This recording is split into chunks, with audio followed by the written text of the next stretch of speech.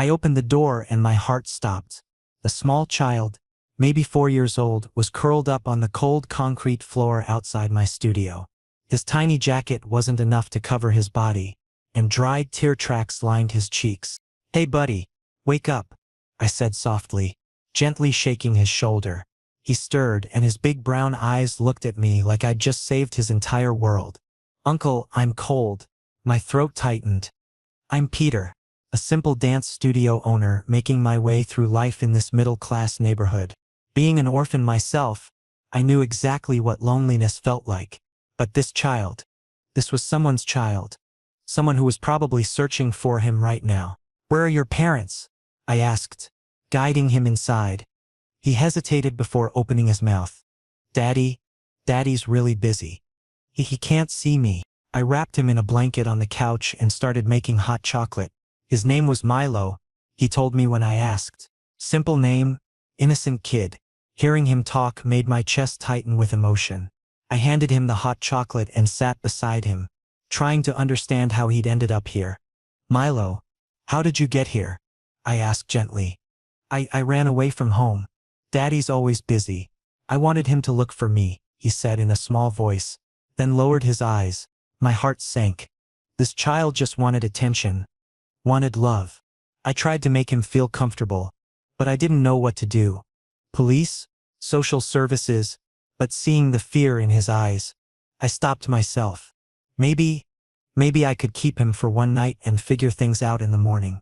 Night fell slowly. Milo had worn himself out and fallen asleep on my couch. I adjusted the blanket and looked out the window. Outside, under the streetlights, I could see silhouettes of people searching for something, carrying flashlights. Suddenly, I heard a car pull up outside my studio. I carefully looked through the window. A sleek black car had stopped, and several security guards quickly got out, checking the area. And then a man emerged. Tall, sharp suit, expensive watch, but his expression held sheer terror that no amount of money could buy. He was saying something to his guards, gesturing frantically. One guard pointed toward my studio. Maybe someone had seen Milo heading this way. The man, presumably his father, didn't wait and headed straight for my door, knocking hard, desperate. I opened the door and he rushed inside, his panicked eyes scanning the room until they landed on Milo. "Milo," he whispered, as if all his fear had been released in that 1 second. He came inside and dropped to his knees beside the child. "Thank God, son. Are you okay?" I observed him.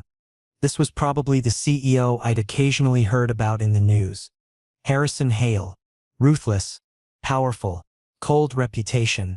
But right now, in this moment, he was just a terrified father who'd found his child again. Milo was still sleeping, but Harrison gently stroked his hair, closing his eyes as if trying to control his breathing. Then he looked at me and my breath caught. His eyes held both gratitude and relief. You kept my son safe," he said, his voice carrying an emotion I never expected from such a powerful man. I don't know how to thank you." I nodded awkwardly. He was sleeping outside alone. I brought him in. Harrison buried his face in his hands for a moment, trying to regain his composure. I went crazy when I found out he was missing from home. We searched the entire area. "He's safe," I said, quietly, a bit scared but safe. Harrison looked into my eyes, and in that moment something unspoken connected us. Something more than gratitude. "What's your name?" he asked. "Peter," I answered. "Peter," he repeated as if memorizing the name. "I'm Harrison Hale, and I'll always be grateful to you." The weight of the moment settled between us. I could see him struggling with his emotions. This powerful businessman reduced to a vulnerable father. His hands were still trembling slightly as he touched Milo's forehead, checking for any signs of harm or distress. "How long has he been here?" Harrison finally asked, his voice hoarse. "Maybe an hour before you arrived. He was already asleep when I found him," I explained, keeping my voice low so as not to wake Milo. Harrison's jaw clenched. An hour? An entire hour my son was alone on the streets. The self-blame in his voice was palpable, cutting through the air like a knife. I wanted to say something comforting, but what could I possibly say to a man who was clearly drowning in guilt?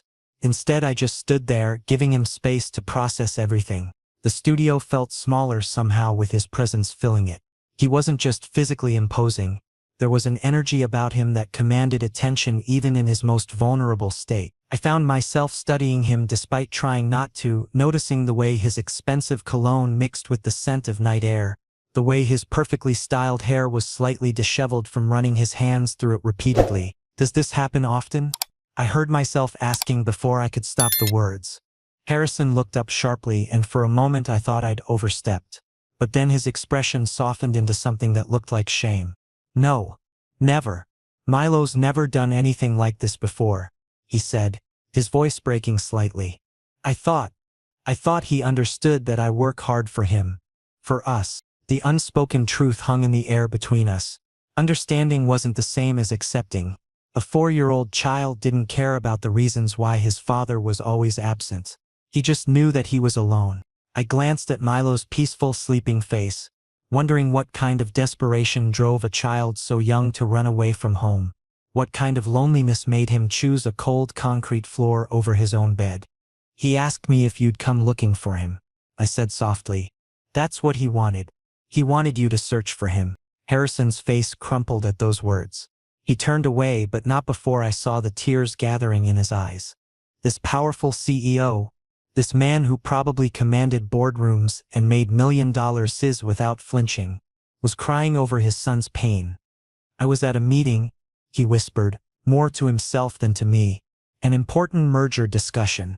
My assistant came in and told me Milo was missing, and everything stopped. Nothing else mattered. Not the merger. Not the millions at stake. Just finding my son. The raw honesty in his voice struck something deep within me. I'd spent my entire life alone, never having someone who would panic over my disappearance, never experiencing that kind of desperate love. And here was this man, who had everything, realizing that none of it meant anything without his child. He's safe now, I repeated, not knowing what else to say.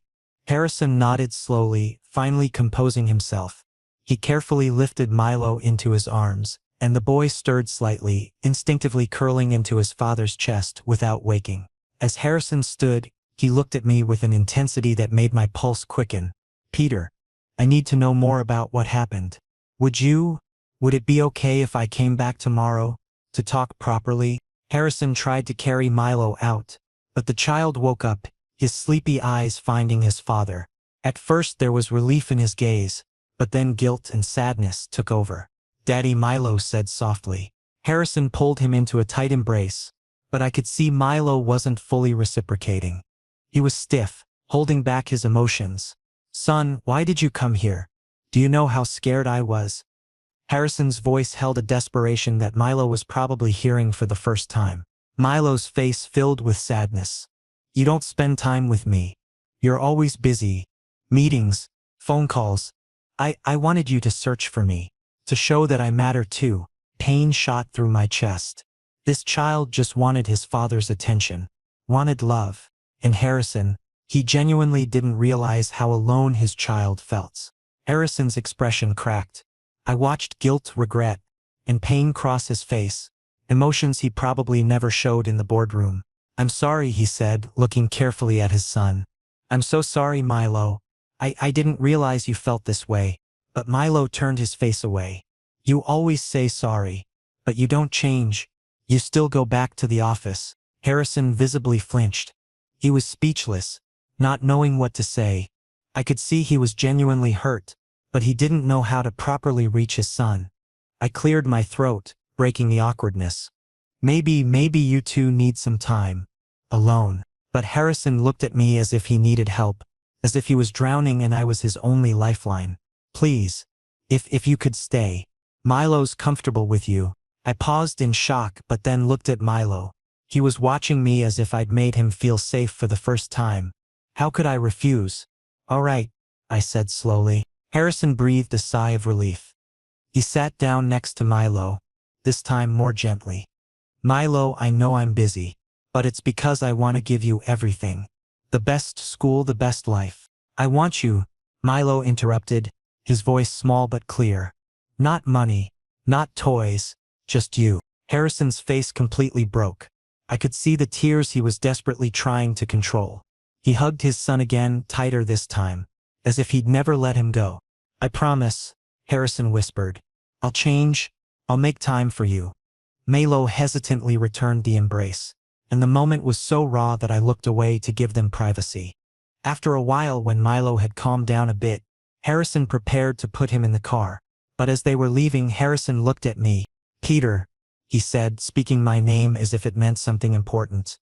Can I meet you tomorrow? I'd like to talk with you about something." I was confused but nodded. "Yes, of course." Harrison gave one last look, grateful, intense, and then left with Milo. After they left, my studio suddenly felt quiet and empty. But Harrison's presence was still here, his scent, his energy, and the way he'd looked at me. I sat on my couch and wondered what I'd gotten myself involved in. But the truth was, my heart was still beating a little faster, and I didn't understand why. The night stretched on as I tried to process everything that had happened. I found myself replaying moments. The way Harrison's voice had broken when Milo rejected his apology. The desperate way he'd looked at me for support. The weight of his gratitude when he'd thanked me. I'd spent years building a quiet, simple life for myself. My dance studio was my sanctuary. The one place where I felt I had purpose. Students came and went, parents dropped off their children and picked them up. But I'd always maintained a professional distance. I'd learned early on that getting too attached only led to pain. But something about tonight had cracked that carefully maintained wall. Maybe it was seeing my own childhood reflected in Milo's eyes. That desperate need for connection, for someone to notice you existed. Or maybe it was witnessing Harrison's raw vulnerability, seeing a powerful man brought to his knees by love for his child. I walked to the spot where I'd first found Milo and knelt down, touching the cold concrete. What kind of loneliness drove a child to sleep here? What kind of pain made him choose this over the comfort of his own home? My phone buzzed, startling me out of my thoughts. A message from an unknown number. "This is Harrison. Thank you again for everything tonight. I'll come by around noon tomorrow if that works for you." I stared at the message for a long moment before typing back a simple "that's fine." Sleep didn't come easily that night. I kept thinking about the weight of Harrison's gaze, the way his hand had trembled when he touched his son's hair, the brokenness in his voice when Milo had accused him of never changing. I thought about my own past too. The group homes, the foster families who never kept me long enough to matter. The years of feeling invisible. I'd built my entire adult life around never needing anyone, around being self-sufficient and independent. But watching Harrison and Milo tonight had reminded me of something I'd tried to forget. Everyone needs someone. Everyone wants to matter to somebody. Morning came too quickly. I went through my usual routine mechanically, shower, coffee, opening up the studio, but my mind was elsewhere. What did Harrison want to talk about? Why did he need to see me again? Part of me wondered if I should have said no, should have kept my distance. Getting involved in their lives felt dangerous somehow, like standing too close to a fire. I could already feel the heat, but another part of me, the part I usually kept locked away, wanted to see him again, wanted to know if that connection I'd felt last night was real or just my imagination playing tricks on me. At 11:30, I found myself checking my reflection in the studio mirror more times than necessary. Ridiculous. This was just a conversation, nothing more. Harrison probably just wanted to formally thank me or maybe discuss having Milo come for dance classes. That had to be it. Nothing complicated. Nothing that would disrupt my carefully ordered life. But even as I told myself that, I couldn't shake the memory of how Harrison had looked at me, like I was something precious, something important, like I mattered. And maybe, just maybe, that was the most dangerous thing of all. The next morning I was cleaning my studio when the door opened. Harrison had returned, but this time Milo was with him and both looked different somehow. Harrison wore casual clothes instead of a suit, and he seemed nervous. "Peter," Harrison said with a genuine smile. I want to properly thank you. And Milo has a request." I looked at Milo, who was smiling shyly. "What's the request, champ?" "Uncle Peter, will you teach me to dance?" Milo asked in a sweet voice. "I really liked your studio. And you're kind." My heart melted. This child had called me kind. Such a simple word but so meaningful. Yes, I can teach you," I said, then looked at Harrison. "I'll pay, obviously." Harrison said quickly.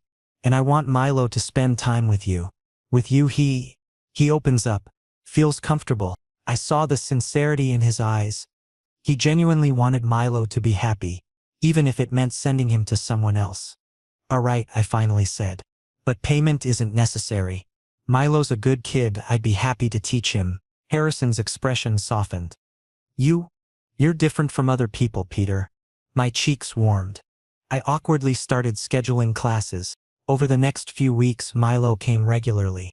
His confidence grew with each session. He was learning dance steps, and I could see he genuinely enjoyed it. And Harrison, he sometimes stayed after classes. Initially, he'd pick up Milo and leave immediately, but gradually he started spending more time. He'd lean against the wall observing, smiling when Milo perfected a move. I noticed his gaze when I taught Milo to spin, when I laughed while encouraging him, when I patiently corrected his mistakes. A softness appeared on Harrison's face that probably no one else had ever seen. He didn't seem like a distant CEO anymore, just a proud father. One day after class, when Milo went to get his water bottle, Harrison approached me. Peter, Milo's seemed happier these past 3 weeks than he has in a long time, he said quietly. And he started listening to me too. I've been spending time with him at home now. I smiled. That's good, Harrison. Milo just needed your presence. Harrison looked into my eyes. And for a moment something unspoken hung between us. You made this possible. I'm serious. Without you. You're doing this yourself, I interrupted, feeling uncomfortable. I'm just helping. He smiled hesitantly. Still, thank you. When they left that day, I noticed my heart was beating faster. Harrison's presence made my studio feel different. Warmer. Less lonely. The next day, Harrison invited me for coffee. Casually, as if it were normal. I hesitated. I don't know. Please, he said with softness in his voice. I want to talk with you properly. Just the two of us. And I said yes. At the cafe, we sat face to face. Harrison stirred his coffee absent-mindedly, as if searching for words. Peter, I don't trust people in my life, he finally said. Why not? I asked softly, genuinely curious, because most people want something. My money. My influence. Business connections. He paused and looked at me.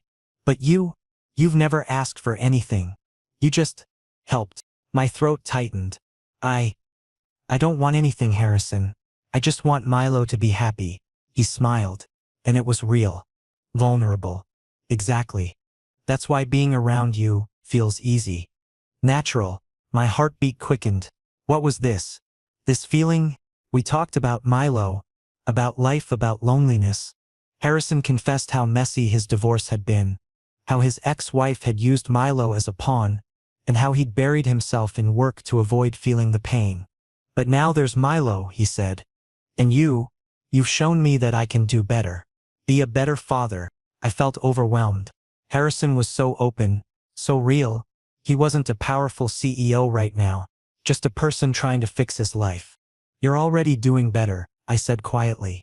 Harrison touched my hand on the table, lightly, briefly. But that touch was electric. Thank you, Peter, he whispered. And when I went home that night, I told myself, this is just friendship, gratitude, nothing more. But when I closed my eyes that night, I remembered Harrison's smile, his voice and that touch that still lingered on my skin. And I knew I was lying to myself. The days that followed blurred together in a strange, new rhythm. Harrison started coming to the studio more frequently, sometimes even without Milo. He'd bring coffee, always remembering that I took mine black with 1 sugar, and we'd talk while I stretched or organized equipment. Our conversations meandered through territory I'd never explored with anyone. He told me about growing up with impossible expectations, about building his company from the ground up, about the loneliness that came with success. I found myself sharing things too. My years in foster care, the way dance had saved me, the dream of one day expanding my studio. You should do it, Harrison said one afternoon, his eyes bright with enthusiasm. Expand, I mean. You're incredible with kids. You could help so many more. Money doesn't grow on trees, I replied with a laugh. But his expression turned serious. I could help with that. No, I said firmly, surprising myself with the force of it. No, Harrison. I won't take money from you. Instead of being offended, he smiled. See? That's exactly what I mean. Anyone else would have jumped at the offer. The moment stretched between us, charged with something I couldn't name. His eyes held mine for a beat too long, and I found myself looking away first, my pulse racing. Milo's progress was remarkable. In just a month he'd gone from a shy, uncertain child to someone who beamed with confidence. But more importantly, the relationship between father and son had transformed. Harrison had cut back his hours, started attending Milo's school events, even learned to cook simple meals so they could have dinner together. You did this, I told him one evening as we watched Milo practice a routine. No, Harrison said softly, his shoulder brushing mine as we stood side by side. We did this. That word we sent warmth flooding through my chest. When had I become part of their story? When had this stopped being about me helping them and started being about us? I was falling. The realization hit me suddenly, completely terrifyingly. I was falling for Harrison Hale and there was nothing I could do to stop it. The question was he falling too?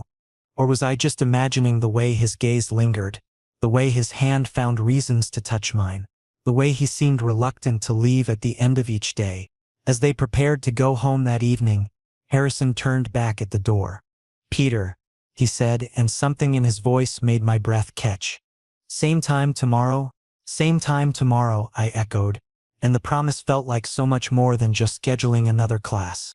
Over the following weeks, the friendship between Harrison and me developed naturally, effortlessly. He became more relaxed around me, sometimes bringing coffee for me, sometimes staying longer after Milo's classes to chat about everyday things. But I noticed the small details, the way he focused intensely on me when we spoke, how his eyes seemed to track my every movement, how he always found some excuse to stay just a little longer in my presence. And truthfully, I was enjoying his company too. He made me feel less alone. Milo's birthday was approaching and Harrison called me one evening. Peter, I want to plan a party for Milo, he said, sounding uncertain. But I don't really know how. My assistant used to handle these things before, but I want to do something meaningful myself this time. I smiled into the phone. Would you like me to help? Yes, he answered immediately. Please. I can't do this without you. We started planning together. We went to the mall to buy decorations, decided on cake flavors, selected games that would keep 4-year-olds entertained. Harrison seemed more relaxed than I'd ever seen him, genuinely enjoying these simple tasks. You make everything seem so uncomplicated, Harrison said as we were choosing balloons. But you understand what truly matters. My face grew warm. I understand that children don't need fancy things. They need genuine moments. Harrison looked at me with an expression I couldn't quite read. You know, Peter, spending time with you has become the best part of my day. My breath caught. This was a confession. Subtle but unmistakable. Harrison, I said cautiously, but he smiled and changed the subject. The party day arrived and everything went perfectly. Milo was radiantly happy, and watching him smile brought tears to Harrison's eyes that he tried to blink away. Later, after all the guests had departed, Harrison, Milo, and I were cleaning up balloons and decorations. Milo grew tired and fell asleep on the couch, and Harrison gently covered him with a blanket. He came back and sat beside me, quiet, contemplative. What's wrong? I asked, reading his expression. He looked at me hesitantly. Peter, I sometimes wonder what I would have done without you, with Milo, with myself. My breath caught in my throat. Harrison, I'm being serious, he interrupted, turning his body slightly toward me. Since you came into my life, everything has gotten better. Milo is happy. I'm happy too. For the first time in a very long time. My heart pounded hard. I searched for words but found none. I could see something else in his eyes. Something that went beyond friendship. He moved closer. Very close. Peter, he whispered, his voice low and earnest. I feel something for you. All the time.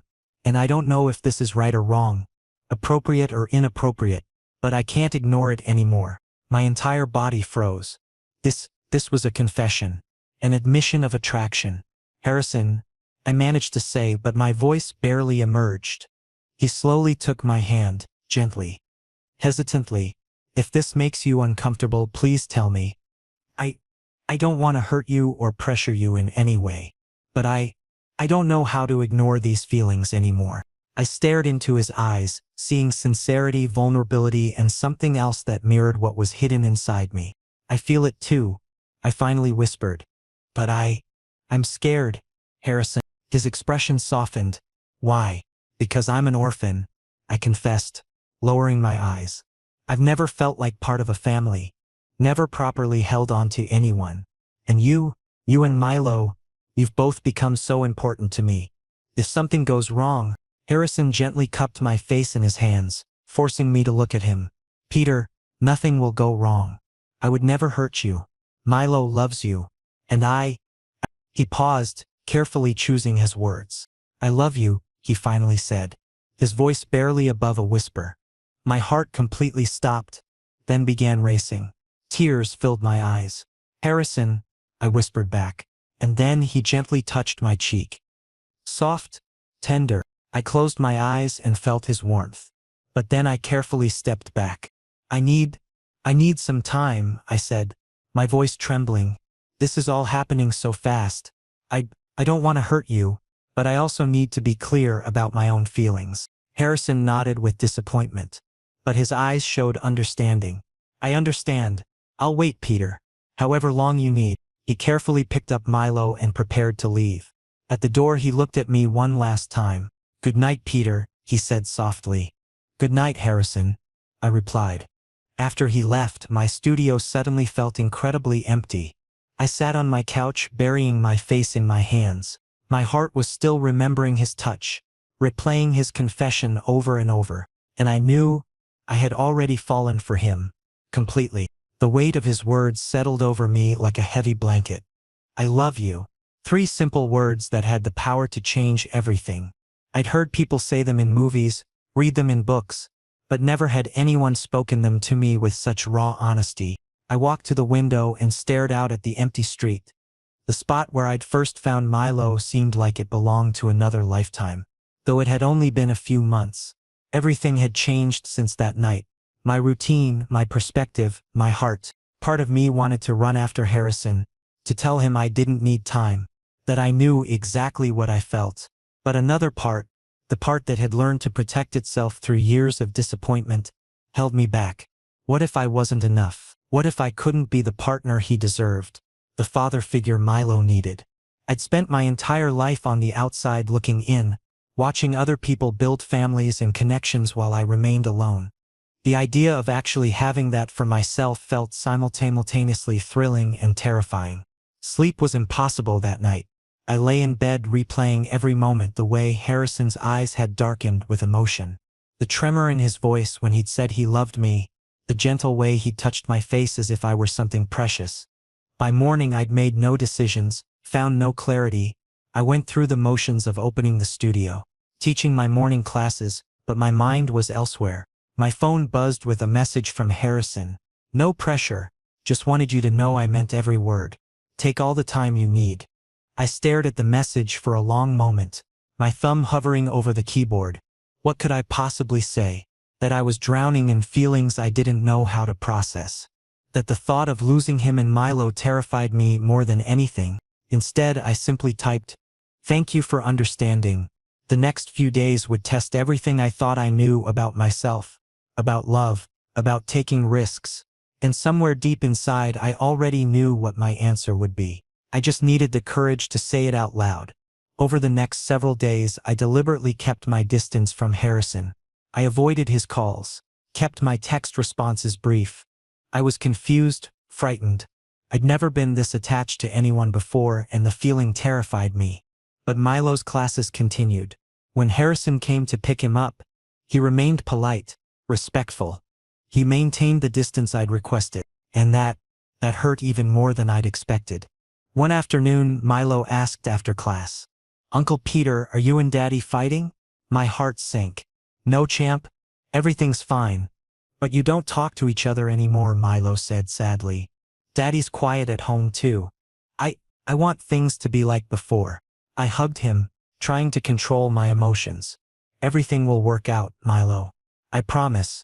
But I didn't know how to make that promise true. A few days later, Harrison sent me a message. Please, I need to speak with you. Just once. I hesitated but finally agreed.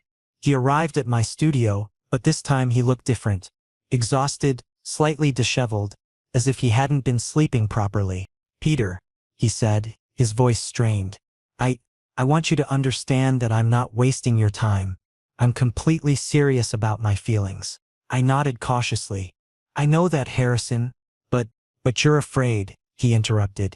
And I understand that. Because I was afraid too. When my marriage fell apart, when Milo's mother left, I decided I would never let anyone into my life again. Just Milo. That was enough. He paused, struggling to find the right words. But then you appeared, he continued. You kept my son safe. You made him happy. You showed me I could be a better father. And I can't imagine my life without you now, Peter. Tears welled up in my eyes. Harrison, I'm not trying to pressure you, he said quickly. If you don't want this relationship, that's fine. But I don't want your fear to stop you. Don't let your past control your future. My throat tightened. But what if I hurt you or Milo? What if I can't be a good partner? Harrison took my hand firmly this time. Peter, you're already perfect. Milo loves you. I love you, and we could be a family. If you just give us a chance. I broke down crying. All the emotions I'd been holding back, loneliness, fear, hope, came pouring out. I love you too, I whispered. I've been so scared to admit it. But I love you, Harrison. Relief and pure joy flooded Harrison's eyes. He pulled me into a tight, warm, safe embrace. Thank you, he whispered in my ear. Thank you, Peter. We stayed like that for a while, holding each other. When we finally separated, Harrison held my face in his hands and kissed my forehead. Gently, lovingly. I'll take care of you, he promised. Always. And I finally felt safe. I finally felt like I was home. We decided we would take things slowly, get to know each other properly. But the commitment was there. The trust was there. And when Milo found out, he was so happy that he hugged us both, giggling with pure joy. Now you're my Papa, Peter, Milo exclaimed excitedly. And in that moment, the empty space inside me finally filled. I was part of a family. For the first time in my life, the days following our confession felt like living in a dream. Harrison and I moved carefully, testing the boundaries of this new relationship, while making sure Milo remained our priority. We had dinner together at Harrison's place, a sprawling penthouse that somehow felt more like a home when I was there. I met Harrison's small circle of trusted friends, people who looked at me with curiosity at first, then with genuine warmth when they saw how Harrison lit up around me. One of them, Marcus, pulled me aside at a gathering. I've known Harrison for 15 years, he said quietly. I've never seen him like this. Whatever you're doing, keep doing it. The words settled into my chest with a mixture of pride and responsibility. I was changing someone's life, just as they were changing mine. Milo's transformation was equally remarkable. The sad, lonely child who'd run away to get his father's attention had become confident and secure. He talked about his days at school with enthusiasm, showed off his improving dance skills, and most importantly, he smiled constantly. One evening, as I was teaching Milo a new routine, he suddenly stopped mid-spin and looked at me seriously. Papa Peter, will you always stay with us? He asked.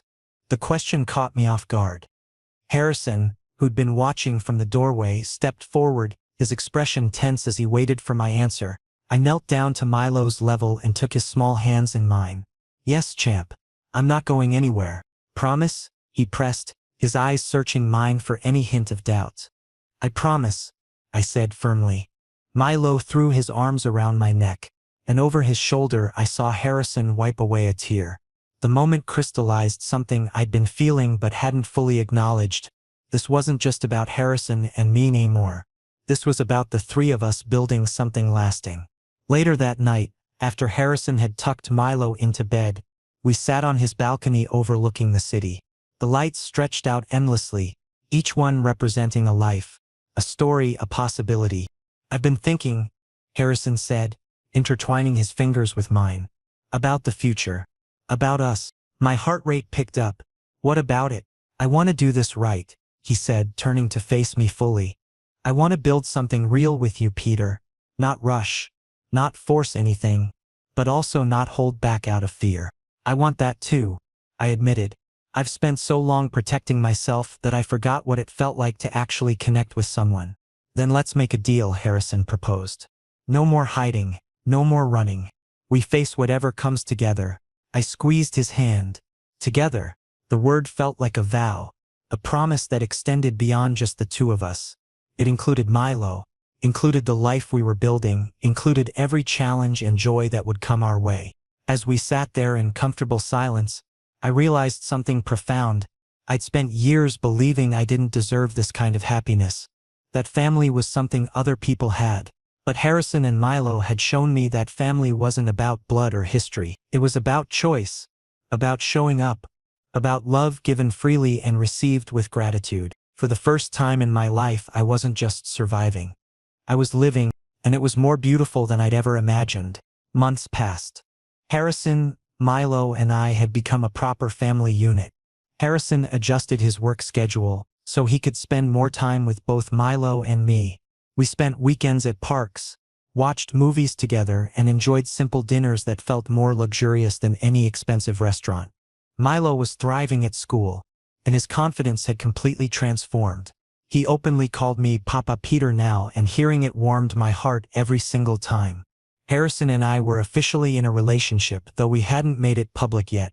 We wanted to ensure Milo felt completely secure first. But at home we were open with our affection. Simple touches, holding hands, gentle kisses when Milo wasn't watching. One evening while Milo was playing with his toys in his room, Harrison called me into his study. "What's going on?" I asked, feeling slightly nervous. Harrison smiled and pulled out a small velvet box. My breath completely stopped. "Peter," he said, opening the box to reveal a simple but elegant ring. "I know we've only been together for a relatively short time, but I've never been more certain about anything in my life than I am about this." My eyes filled with tears. "You saved Milo's and my life. You made us into a family. And I want to be with you forever. Every day. Every moment." He paused, emotion filling his eyes. "Will you stay with me always? Will you marry me?" I laughed through my tears. "Yes. Yes, Harrison. I'll marry you." Harrison slipped the ring onto my finger and pulled me into a tight embrace. We were both crying, happy tears. "I love you, Peter," he whispered. "I love you too, Harrison," I answered. Just then Milo came running into the room, probably hearing our emotional voices. "What happened? Is everything okay?" Harrison picked him up and we both hugged him. "Everything is perfect, son," Harrison said. "Peter is officially becoming your papa now. We're getting married." Milo's eyes lit up like stars. "Really? Uncle Peter will stay with us forever now?" "Yes, champ," I said, ruffling his hair. "Forever." Milo gave us both a tight hug, his giggles filling the entire room with warmth. The three of us stood there, a complete family. Imperfect, but perfect for each other. Months later, we had a simple ceremony. Just a few close friends and Milo. He was the ring bearer, so excited that he nearly tripped walking down the aisle. Everyone laughed and the moment was perfect. When Harrison kissed me, it was gentle, loving, and every fear, every insecurity inside me melted away. We settled into our life together. I still ran my studio, but now Harrison and Milo visited frequently. Sometimes Harrison even joined the classes, and we'd all dance together, awkward, funny moments that brought us closer. One night, after Milo had fallen asleep, Harrison and I stood on the balcony watching the city lights. "You know," Harrison said, holding my hand, "I never thought I could be this happy." I looked at him and smiled. Neither did I. He pulled me close and embraced me. "Thank you, Peter, for coming into mine and Milo's life." "Thank you," I whispered back, "for giving me a family." And in that moment, under the stars, in my soulmate's arms, I knew I had finally come home. The wedding planning had been surprisingly stress-free. We'd both wanted something intimate and meaningful rather than extravagant. Harrison's initial instinct had been to hire the best wedding planner in the city, but I'd convinced him that we should plan it ourselves, make it truly ours. We chose a small garden venue, decorated with simple white flowers and string lights. The guest list included Harrison's business partner Marcus and his wife, a few of my longtime students and their families, and Milo's teacher who'd watched him transform over the past year. The ceremony itself was brief but powerful.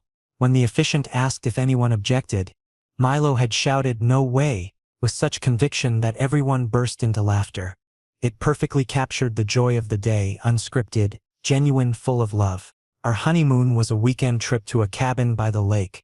The three of us together. Milo caught his first fish, and Harrison's attempt to cook it resulted in us ordering pizza instead.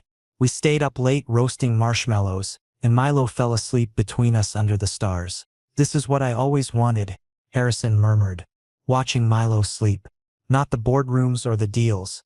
This. Just this. You have it now?" I said softly. "We all do." Back home, we merged our lives completely. I moved into Harrison's penthouse, though we made sure to create a space that felt like mine too. My books on the shelves, my photos on the walls, my presence in every room. The studio continued to thrive, but with Harrison's support, I was able to hire an assistant instructor, which gave me more flexibility. We talked about eventually opening a second location, maybe creating a non-profit to offer free classes to underprivileged kids. Milo started calling me Papa without the Peter attached, which felt like the final piece clicking into place. We had family dinners every night, helped with homework, attended school events together. The other parents initially had questions. Two fathers was still relatively uncommon in our area, but Milo's happiness spoke louder than any prejudice. One particularly difficult day, when Milo came home upset because a classmate had made a comment about his family being weird, Harrison and I sat him down together. "Some people don't understand different kinds of families," I explained gently. "But that doesn't make our family any less real or important. Our family is built on love," Harrison added, "and that's the strongest foundation there is." Milo hugged us both tightly. "I think our family is the best family," he declared with the absolute certainty only a child could possess. Seasons changed, bringing new rhythms to our life together. We celebrated holidays with traditions we created ourselves. Elaborate breakfast pancakes on Sundays, movie nights on Fridays, volunteering at the local shelter once a month as a family. Standing on the balcony one anniversary evening, watching Milo play in his room while Harrison held me close, I marveled at how much my life had transformed. The lonely dance instructor who'd once believed family was something other people had now had everything he'd never dared to dream of. "What are you thinking about?" Harrison asked, kissing my temple. "Just how lucky I am," I said honestly. "How lucky we all are. Luck had nothing to do with it," Harrison replied. "This was meant to be. You, me, Milo. We found each other exactly when we needed to." And as the city lights twinkled below us, as our son's laughter drifted from inside, as my husband's arms held me secure, I finally understood what home truly meant. It wasn't a place. It was people. It was love. It was this moment and every moment that would follow. We were home. Finally, completely, perfectly home.